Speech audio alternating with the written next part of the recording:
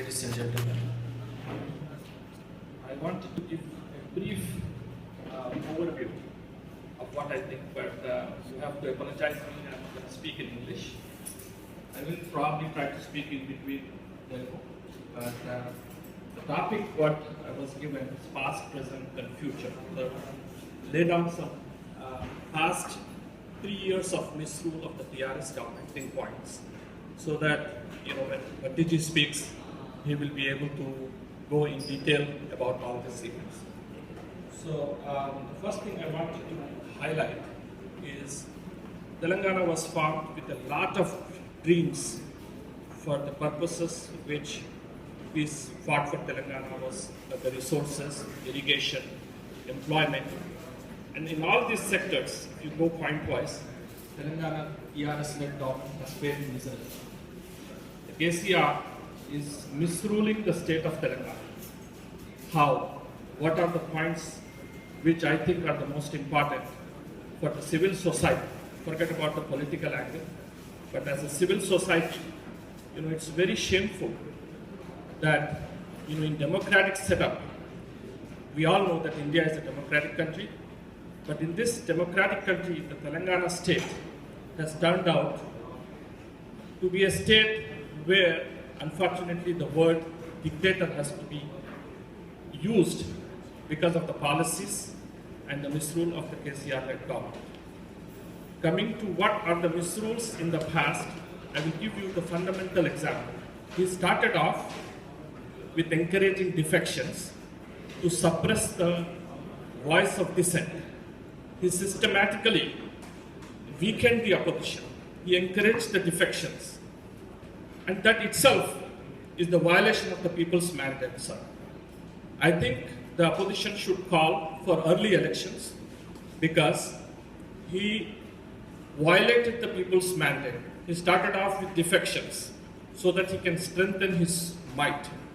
So when you encourage defections, as a civil society, we all should think that people voted for certain candidate on a certain mandate, but unfortunately, KCR by encouraging these defections, has led this state into chaos. Look at the next step, what he did. He weakened the cabinet ministers so much that the power corridors shifted to K3. Who are the K3? KCR, KTR, and Kavita.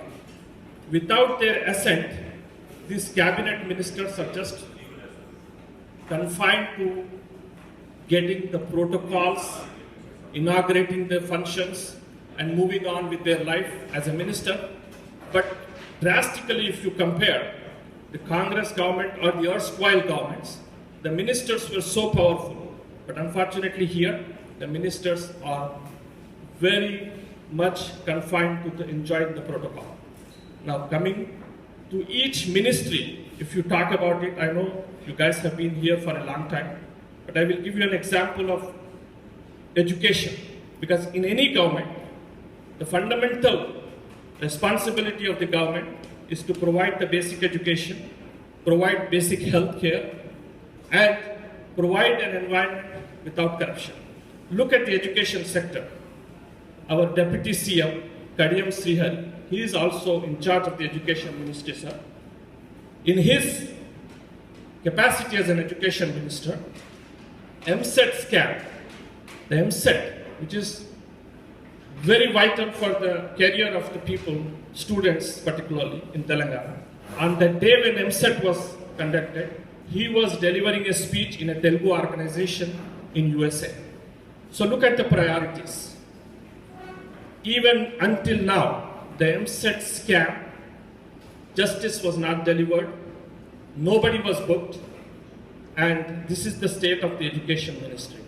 Not only he can conduct the MSET properly, he was miserably, failing in his duty to curb the private educational loot going on in Telangana. So by highlighting these issues, I just wanted to lay forth a ground so that the people coming after me can, ponder and give more insight into this. Now coming to the health, you all know Health Minister, Mr. Lakshmaya, has dismally failed in his duty. The best thing what I can provide as a physician is the infant mortality rate.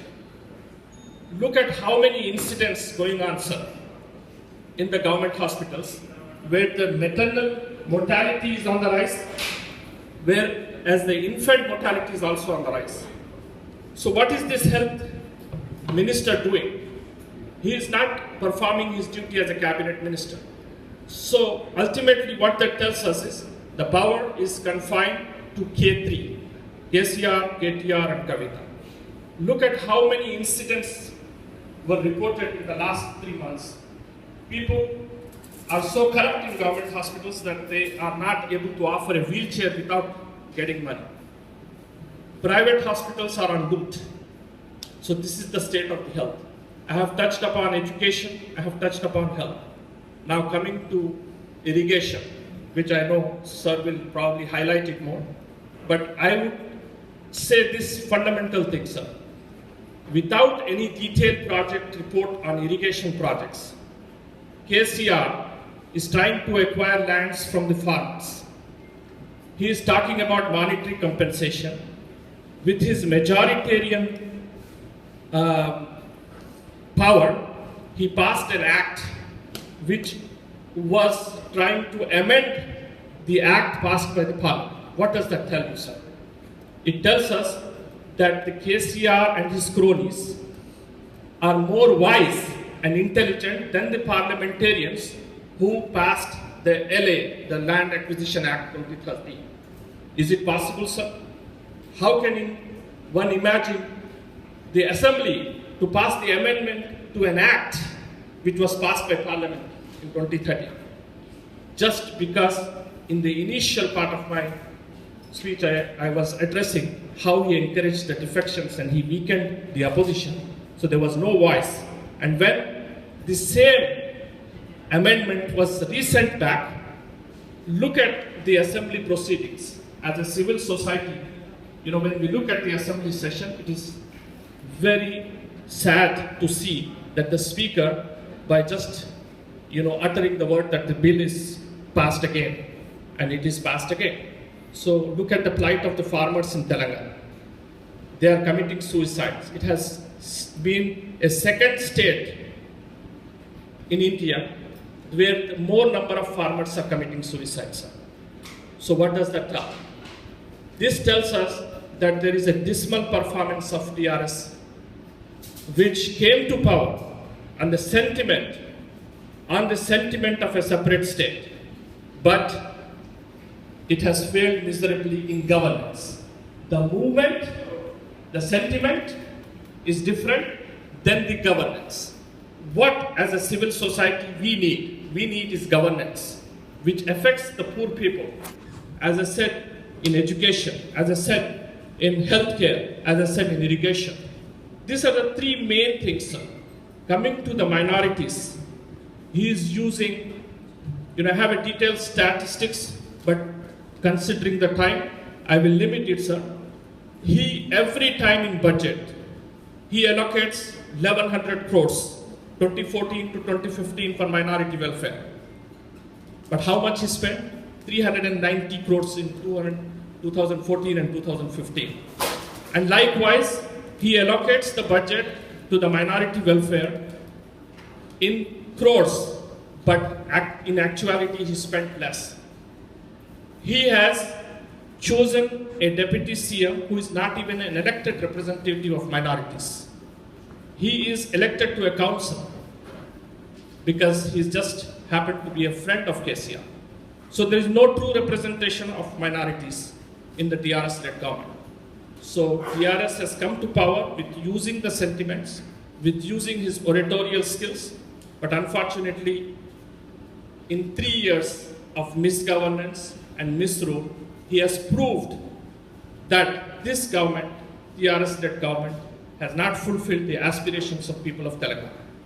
It's a high time that we as a civil society organize ourselves and build a credible opposition and demand the TRS-led government to seek a fresh mandate. there is no longer a continuance of power can be allowed under the leadership of KCR.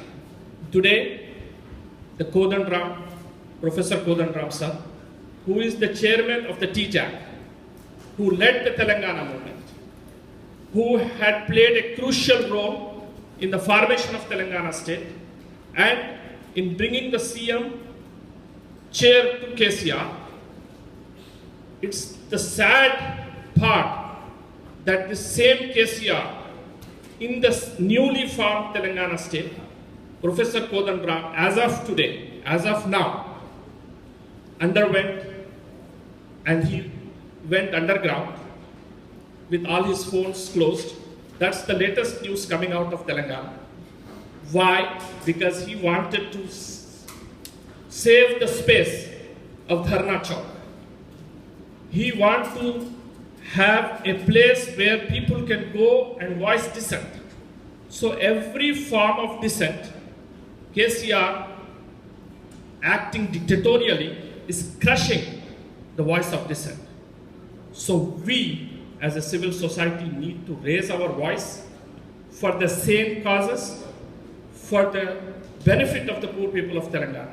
Because ours is a democratic state. Today, the TRS-led government will be there. Tomorrow, somebody else will be there. But the dissent should be always there for a healthy and functioning democracy.